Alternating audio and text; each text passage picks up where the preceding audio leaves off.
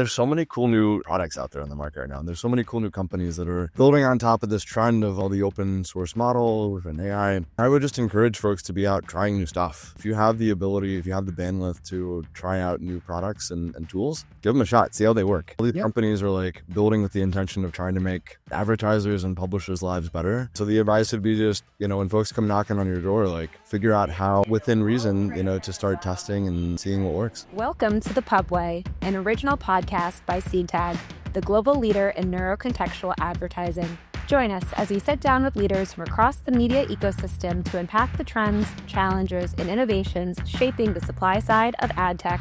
Let's get started. Hello, and welcome to the Pubway podcast. My name is Tina Yanakino. And I'm Mike Villalobos. And in today's episode, we're going to be talking about how taxonomies are ostensibly dead, the rise of agentic experience, and how AI is really driving contextual forward, and solutions are really getting sharpened for the publishers and the way they actually monetize their data and also their inventory. And joining us today for all these super fun topics, it's my pleasure to introduce Brendan Norman, co-founder and CEO at Classify. Hi, Brendan. How are you? Doing great. How are you guys? It's lovely. Great. Dog days of summer. But before we dive into all the details, I'd love if you could give a little context to the audience about your background, what led you to start Classify, to better set up our conversation today. I love that. Giving context to a contextual conversation. Exactly. No pun intended. Well framed. It's like you wrote that one. Yeah. Don't bust us out so early. We've done it a couple times. Most people who know me well, I've grown up, dad jokes my entire life. So maybe a few of them will come out. Thanks for having me on. I'm Brendan. Like you said, co-founder, CEO of Classify. We basically got together to figure out, better ways to do classification and contextual targeting, curation. Kind of saw a new trend in machine learning and AI, and figured out some new ways to just kind of understand content and organize it in ways that just help advertisers reach the right content, and also for the publisher side, helping to elevate the right signals. I think just to start off really quickly, so the taxonomy, for newer listeners, the taxonomy is basically a framework that has been built out by the IAB, or the Advertising Bureau, to really help define what is classified as lifestyle, home and garden, etc. for publishers. But what we're starting to see is, with the advancements of AI, is publishers are starting to really classify themselves more nuanced. So I'd love to get your take, Brendan, on how Agentic is really changing the approach to how segments are being built, how contextual is being understood, and the difference between today and the traditional way of doing it yesterday. Yeah, good question. And I mean, since you guys also have your own, great contextual classification engine, you also understand this problem set and kind of the solutions, I think, much deeper than a lot of folks do. But when machines started first looking at and reading content, they weren't very sophisticated, and it's still a complex problem to solve. It's still a complex problem to grab, a bunch of text. Let's call it a whole web page of text with lots of paragraphs. Mm-hmm. It's difficult to really understand like a human understands that, semantically, contextually. And machines and computers historically at scale have only been able to do that, with very simplistic categorization. So like if you're reading a big article about the US Open right now, that whole article might just get bucketed into sports, or sports with a nested hierarchy of sports and tennis. And then if there's some keywords in that article, again, that's another very subjective thing, but it might be tennis, it might be Sinner, it might be, some people playing or certain brands. And that's been a fine way to organize, the many, many billions, tens of billions, hundreds of billions of web pages that exist across the web, based on the technical limitations of just deeply understanding that and organizing it. But thanks to this revolution in AI and machine learning and a lot of open source models that have been published, and also just the hardcore focus on understanding how do we improve these things, how do we make them better. We now have some really cool new technologies to be able to understand that in a much deeper way, and not have it constrained by just saying like, cool, this US Open article, is just about tennis. We know that it's really nuanced and there's a lot more in that. So finding similarities around what's in that article to other articles around the web these vector databases and embeddings models allow us to really like deeply understand contextually and through a sentiment lens everything that's going on inside that article and be able to make it searchable and be able to make it have us find similar types of articles. Makes sense. And then the embeddings makes, I think, probably the most sense when it comes to plotting correlation. So, for example, if you're looking at, I don't know, hot dog, is it a hot dog that's walking down the street, or is it a hot dog in a concession stand because you're going to Yankee Stadium, right? Hot dog or not hot dog. Exactly. But I still love that app on my phone. And that's such a powerful tool. I mean, whether it be through the embeddings models or evolving into a more agentic approach, it's autonomous. I guess my question for you is, how do you make it simple enough for a publisher or an advertiser to adopt? Do you use kind of the model context protocols that are in place today to integrate with them? Is there something more simple that we can leverage? Please explain what you see the next, I would say 3 months to 12 months to really get this adoption going. Another really good question. And I mean, I like to think that like everybody else in ad tech is trying to think about how to build tools for the people that are using them. And at the end of the day, what's important is saving time, making it easy to use, and making it valuable. So, Yep. At the end of the day, like the underlying product has to be strong. And then the second piece to that puzzle is you can have a very strong product that's really not easy to use, or, it requires a lot of additional steps that doesn't get adoption because it's just too complicated. So to your point, talking about MCP, I mean, it's a really good time to have that discussion, because when Anthropic released MCP, whether or not that becomes like the new standard for how we all think about, connecting these LLM systems to a whole bunch of disparate tools, maybe OpenAI releases something that's like MCP in a competitor and it's a standard that we all adopt. Totally. Who knows? But regardless of that, the people who are building MCP servers right now and figuring out ways to connect, the power of what they've built through AI into all these different tools, and then just make it really seamless and easy for people to use. Prompt-based is incredibly important. And I think that the keyword, to go back to categories and keywords, but the keyword for all of this is accessibility. And what's cool about this is you can build something really powerful, and if it's not accessible to people, it's actually not that valuable. So we're deeply building in the MCP space just so that we can make the tools that we've built really accessible to everybody.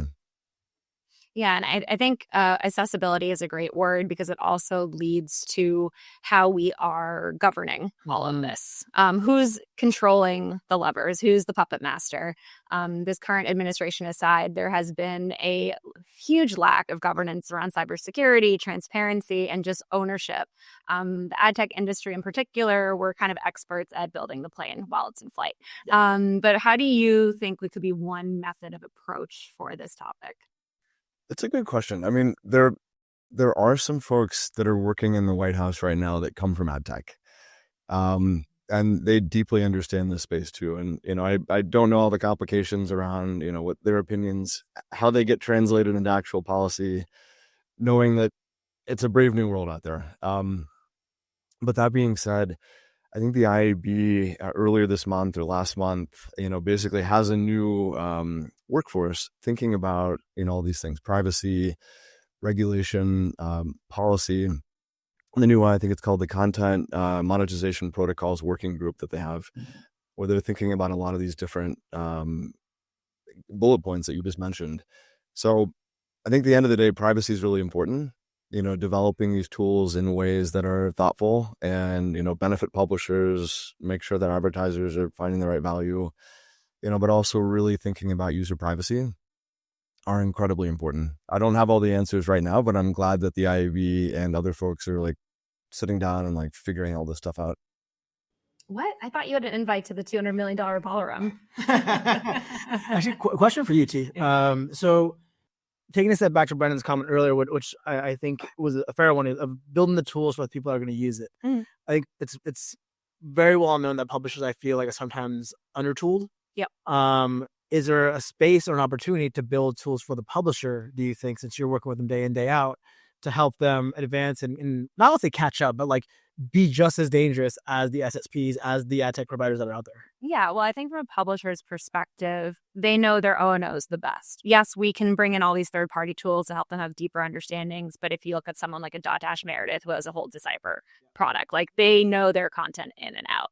Where they could maybe open up some opportunity, and this comes up at like every publisher event I come to, is how can they better collaborate from a scale perspective? Because with targeting, you're limiting your audience, as we all know, and all the different layers that you put in, whether that's in a PMP situation. I think collaboration is one opportunity, but that comes down to the publishers being willing to collaborate with each other, because scale tends to be the reason why they lose out, quote unquote, on certain budgets. That's fair. Now, switching the chair to Brendan. I guess because you talked about Dotdash Meredith and their Decipher tool and all that being first party approach. How can the publisher actually link up first party data with contextual signals to create stronger, more valuable audience segments for brands, agencies, etc.? Another really good question. So I just started Ari's new book, Yield, last night, about Google and their whole ad tech strategy. It's fascinating. You know, I'm only 25 pages in, but a big key, like I think the opening part of the book is talking about that very pivotal meeting when every publisher that had relied on all of Google's tech, you know, to get all this signal and help increase monetization, and then Google comes in and makes a gigantic policy switch that kind of disadvantages every publisher's ability to set their own floors and kind of really control the destiny of their monetization. That eroded a lot of trust between tech companies and publishers. So I'd actually love to throw that question kind of back to you guys and say, like, you know, part of the onus is on the tech industry to figure out ways to help publishers better understand the value that tech is creating for them, and like actually just work with publishers to design systems that like actually help them.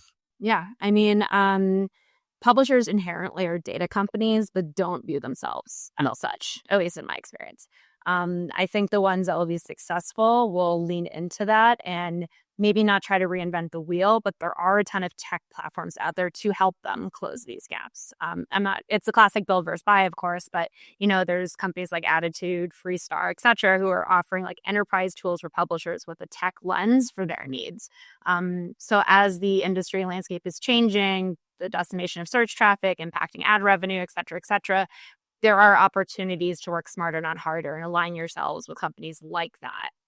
I think to just make better decisions overall for your monetization strategy. Just to add on, I think there's a lot of we're so early days in the conversation where you can have a tier one or even a high impact tier two publisher, for example, that has high traffic, but maybe not be quote unquote premium because it's more niche to the readership. They can actually impact on how monetization looks within the GPTs, right? So whether it be Claude or, you know, OpenAI, it doesn't matter, right? Point being is if they're starting to recommend products and there's like a product description page inside the request, you can now start infiltrating on like, how do they pull that? How do they pull the reviews? How do they pull the recommendations or the quality of that?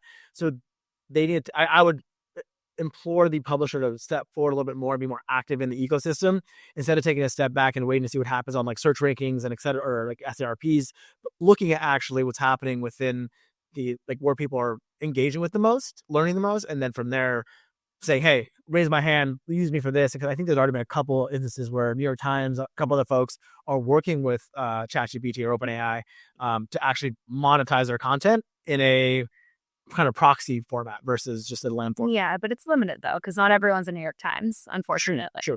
You know, the tier ones, I think, have those opportunities, but it's the mid to long tail publishers that actually drive the culture of the internet. The far art, where everyone takes the content from. Yeah.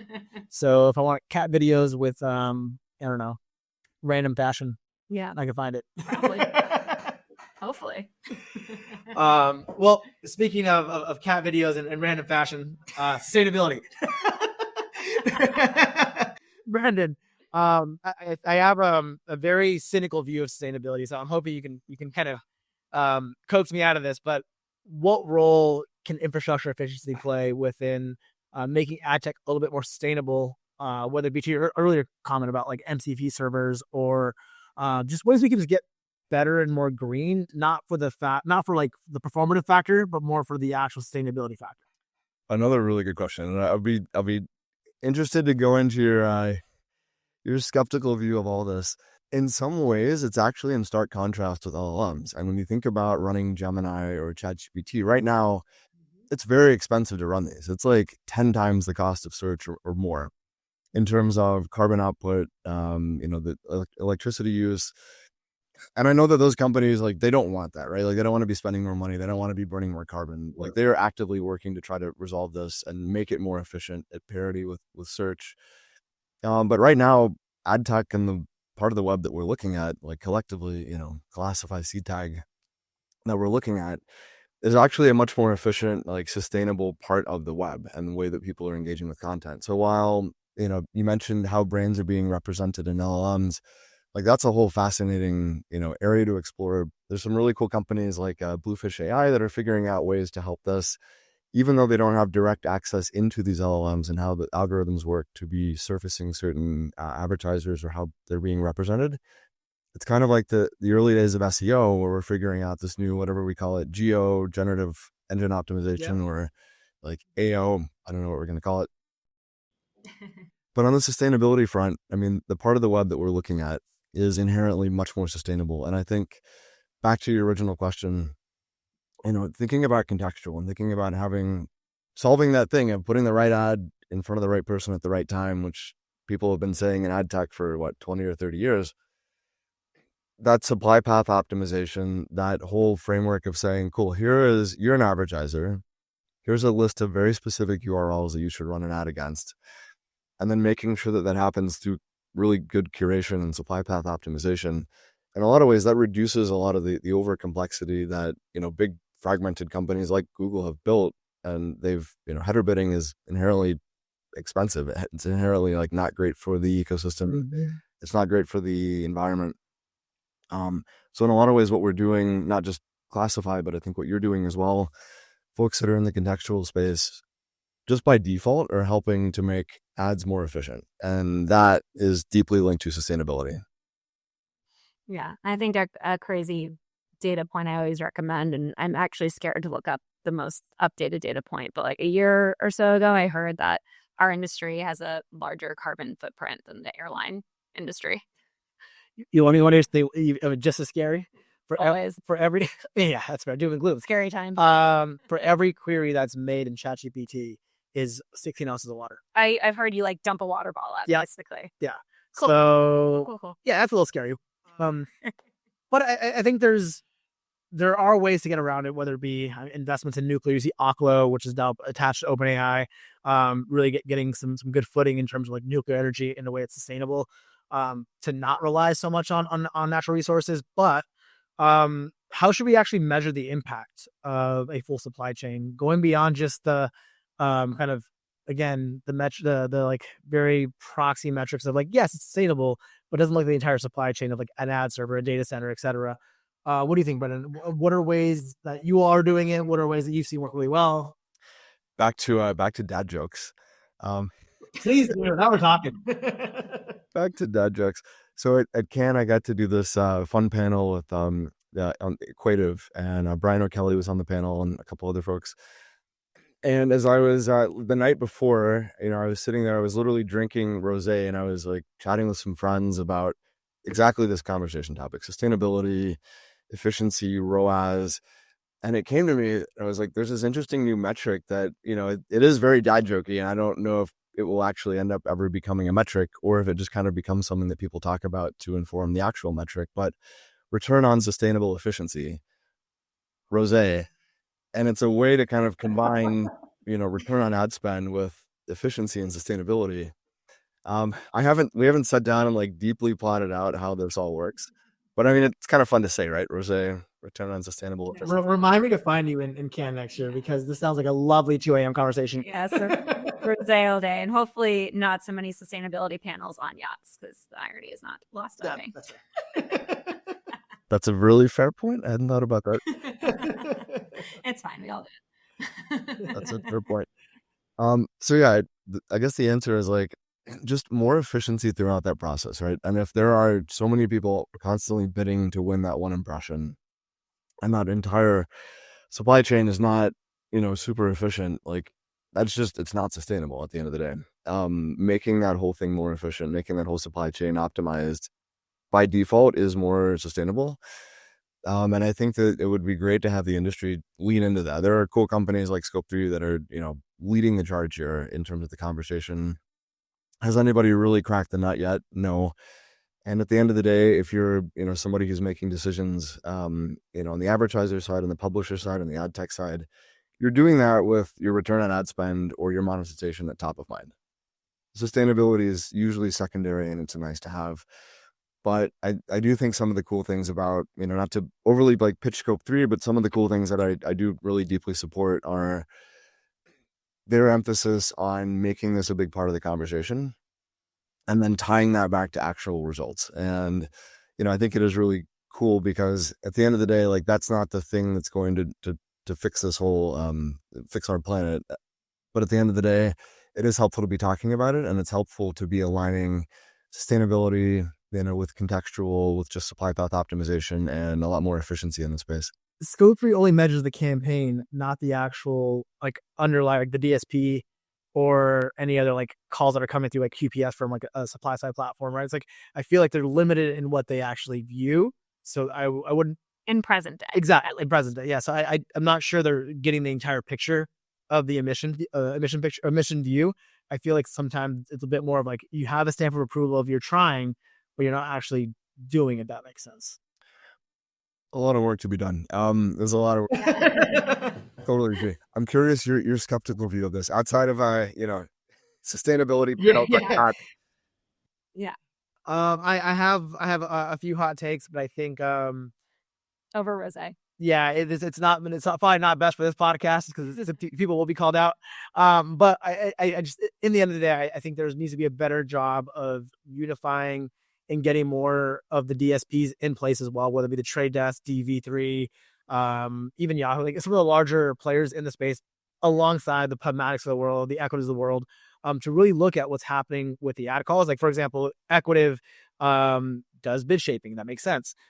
I worked at Pubmatic. Pubmatic varies. Sometimes they bid shape. Sometimes they will allow you to have as many QPS as you want, right? If that's the case, you're also burning through emissions, right?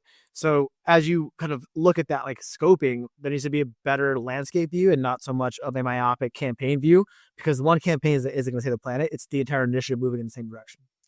It's similar to the automotive industry. We can't just stop driving internal combustion engine cars tomorrow and then have everybody be on an EV. But over the last 10 years, there's been a big uptick in EVs because the technology's gotten better.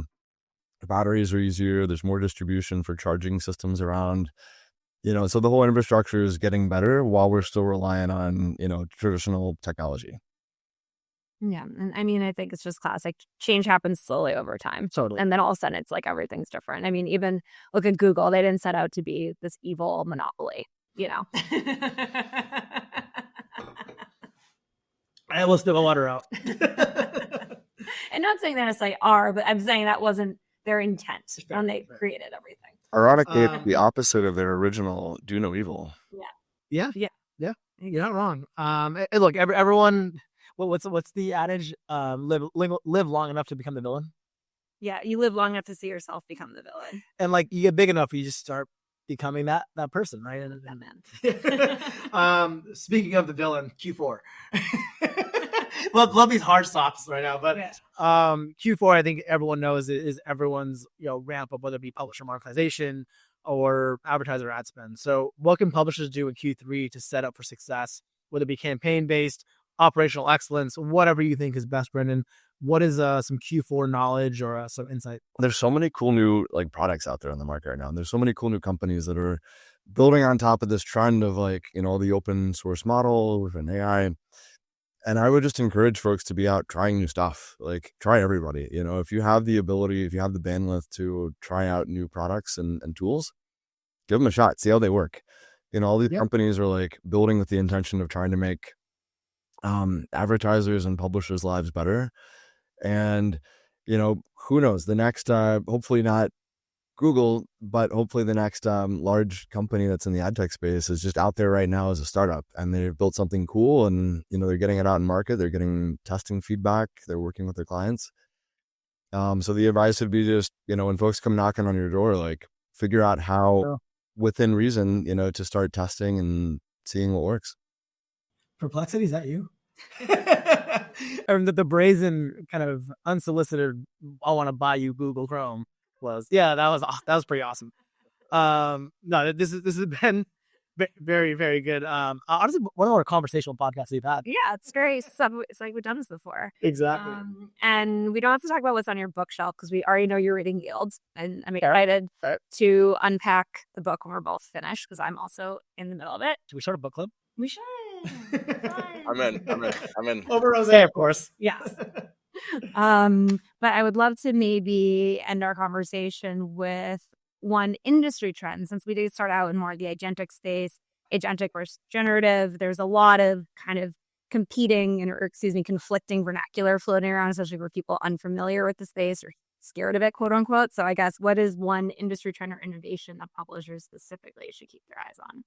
To go back to that word agentic, and I think you just called out the nuance really well, because on the one part, it's having agents go do things on the back end for you. On the other side, it's kind of prompt-based user interfaces.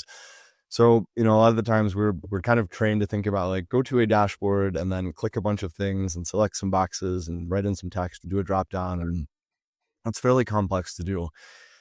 There are a lot of new tools right now that allow more like a ChatGPT style experience where you're able to just write in what you want something to go do, like an agent to go do for you. And in a lot of ways, like, it's still nascent in terms of the technology being as good as, you having a full-time employee that you can just say, hey, Mike, would you go do this thing for me, please? And then Mike does the thing for you. It's still early in the journey. But I think that's one of the biggest trends that we're seeing right now is having these agents, and that's through MCP, the ability to work with, whether it's a holdco or whether it's an independent agency that uses their own intelligence platform internally, connecting to different disparate startup tools and have the ability to kind of, one, like, whether it's building contextual segments and then publishing them and creating a PMP, or whether it's building a new targeting audience, whatever that looks like, give me some reporting. That's the cool new trend right now that's making it really easy for everybody to just do work. It saves time, and it surfaces the right actionable data that you're able to action on. Yeah, I think we said it a few times recently, but AI is not coming for your job. People who know and understand AI are. So leaning into all the new tools, trying everything out. I've heard a new phrase recently, vibe coding. And you're testing out all the various agents and things. Lean into it. I like that. Yeah. I'm also fully convinced that like our apps on our phones will become obsolete. Like, I think eventually it'll just be one prompt and you're just like, hey, book me dinner and get me an Uber, and we'll have like a universal profile. Who knows? That's not that far off. Making more convenient. Mm-hmm. A little personal assistant, Jeeves. Totally is. Jeeves. Ask Jeeves. I'm gonna name mine Chauncey. Of course you would. Brennan, it's been an absolute pleasure, man. Thank you for taking the time to honestly answer the questions and let us berate you with the left and rights. But would love to have you back, ideally before Cannes. If not, then we'll see you span for a little rosé. That's good. Tina and Mike, thank you again.